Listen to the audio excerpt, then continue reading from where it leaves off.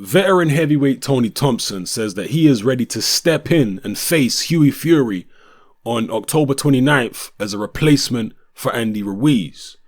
Tony Thompson has been out of the ring since March this year when he was knocked out in 6 rounds by Luis Ortiz. So anyone with a cynical eye, like myself, is going to look at this situation and say, well, Tony Thompson's just looking for a last payday. I know he's coming out swinging, and I will leave a link in the description below to all the things Tony Thompson has been saying about Hughie Fury. But to me, it just looks like a desperate attempt to get one last big payday, or maybe, the last of a series of, I don't want to say big payday actually, because he's probably not going to get paid that much money for it, but some type of payday anyway. That's what it looks like to me. What do you guys think of Tony Thompson as an opponent for Hughie Fury? Surely Hughie Fury will be able to deal with Thompson without too much trouble at this stage. Thompson is painfully slow. I mean, he's literally slow as molasses. He never was a quick heavyweight, but today he's slower than ever. Surely Hughie Fury will be able to deal with him without too much trouble. Malik Scott comprehensively outboxed Tony Thompson a couple of fights back.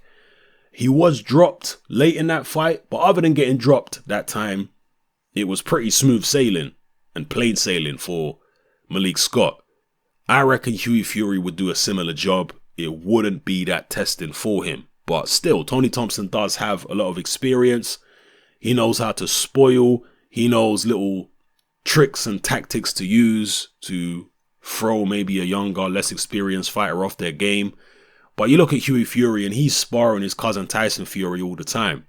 And Tyson Fury is just as awkward, if not more awkward, than Tony Thompson. And certainly a lot more talented and a lot younger, faster, etc., etc. So I personally don't think Hughie Fury would have any issues, but he is looking for a replacement opponent now that Andy Ruiz has pulled out. And by the way, I received a message from, actually it wasn't a message, somebody posted something online which was directed towards me, and it was quoting Andy Ruiz. And I can't verify this because I haven't been to Andy Ruiz's social media platforms to confirm this, but this person copy and pasted something which they said they got from Andy Ruiz, and he was giving his explanation apparently for why he pulled out of the Hughie Fury fight. And according to what was typed or written in this passage, Andy Ruiz is claiming that the reason he pulled out of the Hughie Fury fight was because his management are trying to take advantage of him contractually. Yeah, and he says that he's now looking for different management. Now, it's a little unclear as to whether it's only the management and not the promotional side of it as well that Andy Ruiz is not happy with in terms of Top Rank Bob Arum, but certainly the management, it seems. I don't know who manages him actually. Is he managed?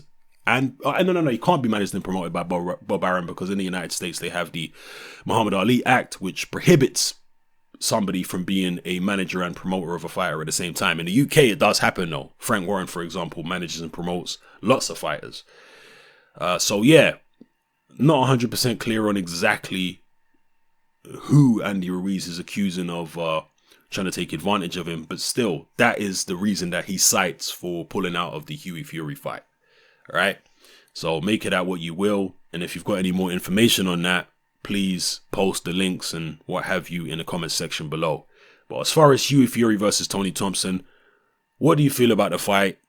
How do you think the fight would go?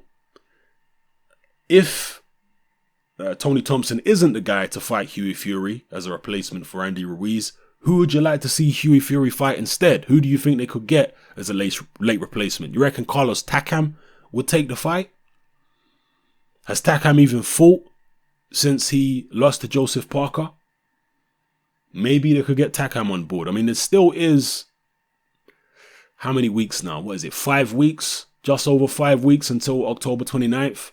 So perhaps they could get a fairly decent opponent, but Frank Rowan is going to have to put his hands in his pockets at the end of the day and dole out some serious cash. And Hughie Fury, I saw somebody disputing this on social media, so let me just clear this up.